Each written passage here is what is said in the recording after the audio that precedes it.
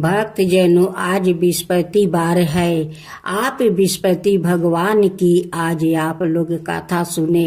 बृहस्पतिवार का जो लोग बृहस्पति देव के श्रद्धा भक्ति से कथा सुनते हैं, उस पर बृहस्पति देव प्रसन्न हो जाते हैं। बृहस्पति देव की जय हो, बृहस्पति देव की जय हो। प्राचीन समय की बात है, एक नगर में एक बड़ा व्यापारी रहता है। वो जहाजों में माल लाद कर दूसरे शहरों में भेजा करता है। वो जिस प्रकार अधिक धन कमाता है, उसी प्रकार जी खोलकर दान भी करता है। परंतु उसकी पत्नी अत्यंत कंजूस है। वो किसी को एक डमरी भी नहीं देने देती है। एक बार सेठ जब दूसरे देश में व्यापार करने गया, तो पीछे से बृहस्पति देव ने साधु भेष में उसकी पत्नी से भिक्षा मांगने आई। व्यापारी की पत्नी बृहस्पति देव से बोली, हे साधु महाराज, मैं इस दान और पुण्य से तंग आ गई हूँ। आप कोई उपाय बताइए जिससे मेरा सारा धन नष्ट हो जाए और मैं आराम से रह सकूं। मैं यह धन लुटाता हुआ नहीं देख सकती। बृहस्पति देव ने कहा, हे देवी, तुम बड़ी विचित्र हो। संतान और धन से कोई दुखी होता है। अगर अधिक धन है तो इसे शुभ कामों में लगाया करो। कुंवारी कन्याओं का विवाह करवाओ, विद्यालय और बाग बगीचा का निर्माण करवाओ। ऐसे पुण्य कार्य करने से तुम्हारा लोक परलोक सार्थक हो सकता है। परंतु साधु की इन बातों से व्यापारी की पत्नी को खुशी नहीं हुई। उसने कहा, मुझे ऐसा धन की आवश्यकता नहीं है जिसे मैं दान दूं। तब बृहस्पति देव बोले, यदि तुम्हारी ऐसी इच्छा है तो तुम एक उपाय करना। 7 बृहस्पतिवार घर को गोबर से लिपना, अपने केश को पीली मिट्टी से धोना, केशों को धोते समय स्नान करना, व्यापारी से हजामत बनाने को कहना, भोजन में मांस मदिरा खाना, कपड़े अपने घर धोना। ऐसे करने से तुम्हारा सारा धन नष्ट हो जाएगा। इतना कहकर बृहस्पति देव अंतर्ध्यान हो गए। व्यापारी की पत्नी ने बृहस्पति देव के कहे अनुसार 7 बृहस्पतिवार वैसे ही करने का निश्चय किया। केवल 3 बृहस्पतिवार बीते थे कि उसी समस्त धन संपत्ति नष्ट हो गई और वो परलोक सिधार गई। जब व्यापारी वापस आया तो उसने देखा कि उसका सब कुछ नष्ट हो चुका है। उस व्यापारी ने अपनी पुत्री को संताना दी और दूसरे नगर में जाकर बस गया। वहाँ वो जंगल से लकड़ी काट कर लाता और शहर में बेचता। इस तरह वो अपना जीवन बिताने लगे। एक दिन उसकी पुत्री ने दही खाने की इच्छा प्रकट की, लेकिन व्यापारी के पास दही खरीदने के पैसा नहीं थे। वो अपनी पुत्री को आश्वासन देकर जंगल में लकड़ी काटने चला गया। वहाँ एक वृक्ष के नीचे बैठे अपनी पूर्व दशा पर विचार कर रोने लगा। उस समय बृहस्पतिवार था। तभी वहाँ बृहस्पति देव साधु के रूप में सेठ के पास आए और बोले, हे मनुष्य, तू इस जंगल में किस चिंता में बैठा है? तब व्यापारी बोला, हे महाराज, आप सब कुछ जानते हैं। इतना कहकर व्यापारी अपनी कहानी सुनाकर रो पड़ा। बृहस्पति देव बोले, देखो बेटा, तुम्हारी पत्नी ने बृहस्पति देव का अपमान किया है, इसी कारण तुम्हारा यह हाल हुआ है। लेकिन अब तुम किसी प्रकार की चिंता मत करो। तुम गुरुवार के दिन बृहस्पति देव का पाठ करो। 2 पैसे के चने और गुड़ को लेकर जल के लोटे में शक्कर डालकर वो अमृत और प्रसाद अपने परिवार के सदस्यों और कथा सुनने वालों में बांट दो। सवाए भी प्रसाद और चरण मृत लो, भगवान तुम्हारा अवश्य कल्याण करेंगे। साधु की बात सुनकर व्यापारी बोला, महाराज, मुझे तो इतना भी नहीं बचता है कि मैं अपनी पुत्री को दही लाकर दे सकूं। इस पर साधु जी बोले, तुम लकड़ियां शहर में बेचने जाना, तुम्हें लकड़ियों के दाम पहले से चौगुने मिलेंगे, जिससे तुम्हारे सारे कार्य सिद्ध हो जाएगा। उसने लकड़ियां काटी और शहर में बेचने के लिए चल पड़ा। उसकी लकड़ियां अच्छे दाम में बिक गई, जिसे उसने अपनी पुत्री के लिए दही लिया और गुरुवार की कथा हेतु चना गुड़ लेकर कथा की और प्रसाद बांट कर सवाए भी खाया। उसी दिन से उसकी सभी कठिनाइयां दूर होने लगी। परंतु अगले बृहस्पतिवार को वो कथा करना भूल गया। अगले दिन वहां के राजा ने एक बड़े यज्ञ का आयोजन करे पूरे नगर के लोगों के लिए भोजन का आयोजन किया है। राजा की आज्ञा अनुसार पूरा नगर राजा के महल में भोजन करने गया, लेकिन व्यापारी वो उसकी पुत्री तनिक विलंब से पहुँचे। अंत उन्हों दोनों को राजा ने महल में ले जाकर भोजन करवाया।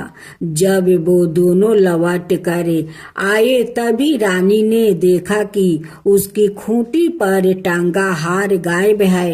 रानी को व्यापारी और उसकी पुत्री पर संदेह हुआ कि उसका हार उन दोनों ने ही चुराया है।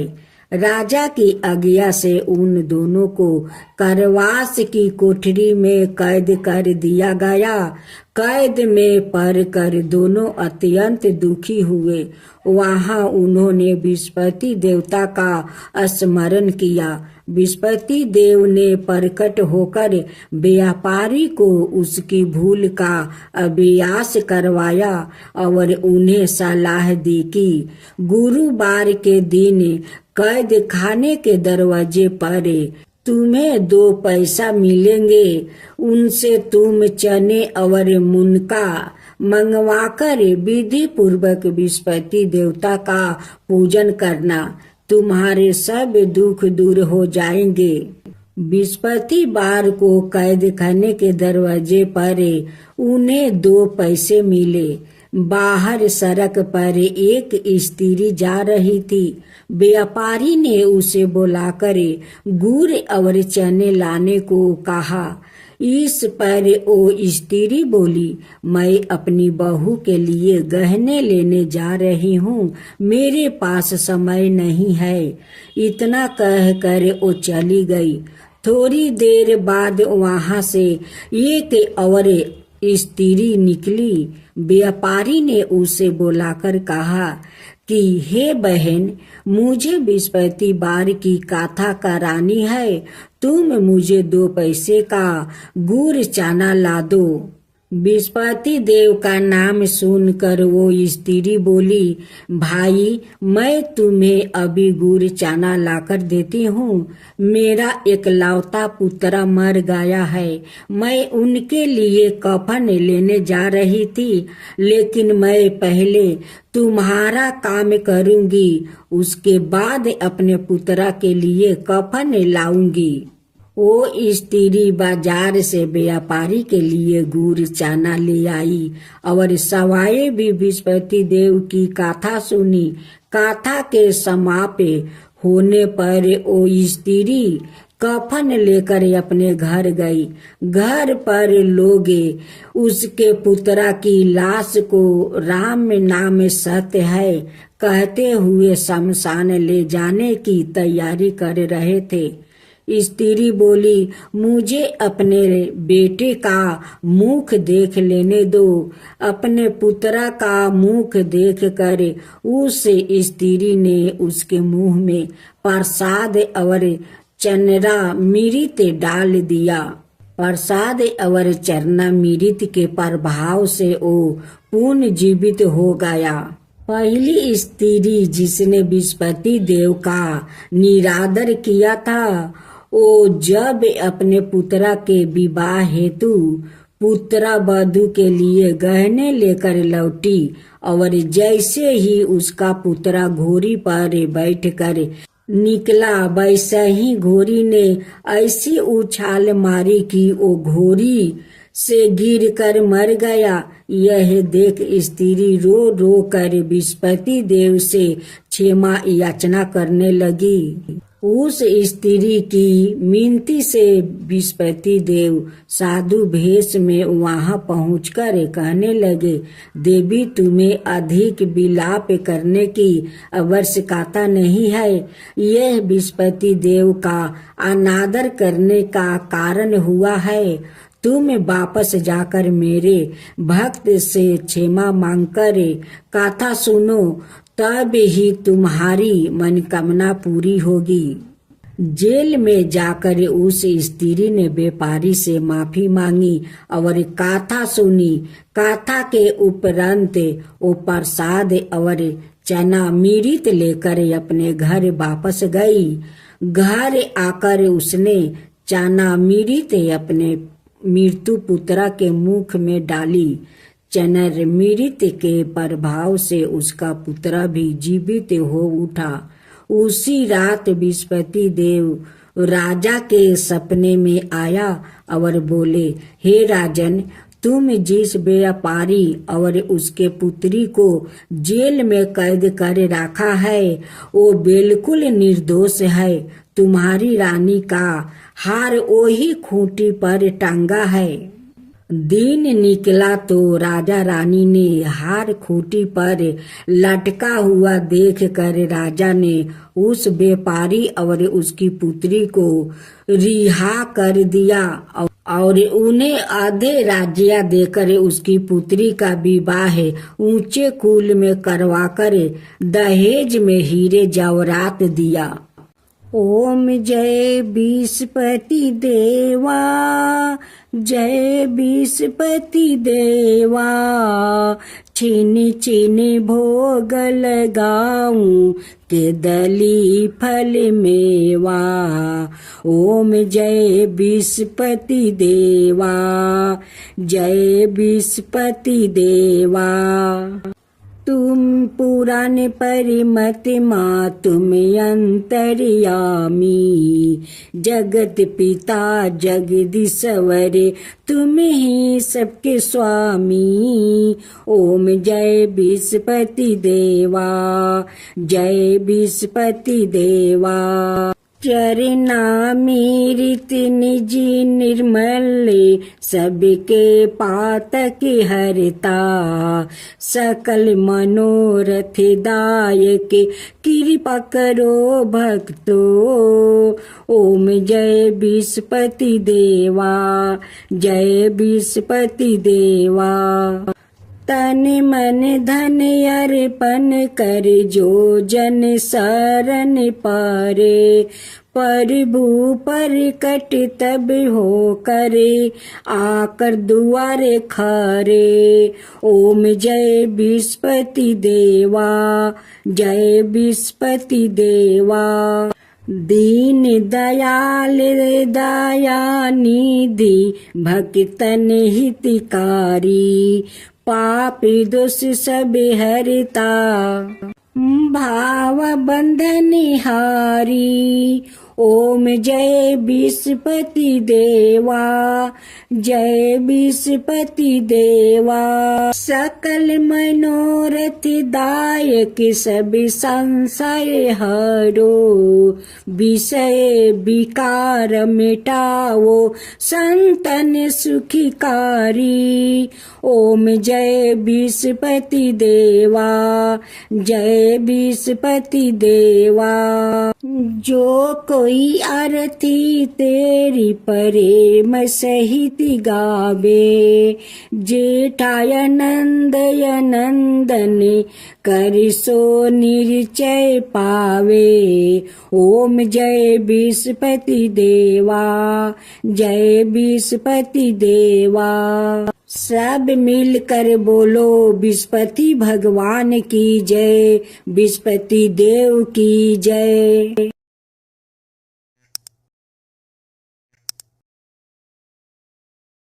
ओम जय विस्पति देवा, जय विस्पति देवा। चीनी चीनी भोग लगाऊं के दली फल मेवा। ओम जय विस्पति देवा, जय विस्पति देवा। तुम पुराण परिमत माँ तुम अंतर्यामी, जगत पिता जगदीश्वर तुम ही सबके स्वामी। ओम जय विस्पति देवा, जय विस्पति देवा। चरना मीरित निज निर्मल सबके पातक हरता, सकल मनोरथ दायक कृपा करो भक्तो। ओम जय विस्पति देवा, जय विस्पति देवा। तन मन धन अर्पण कर जो जन शरण पारे, प्रभु पर कट तब हो करे आकर दुआरे खारे।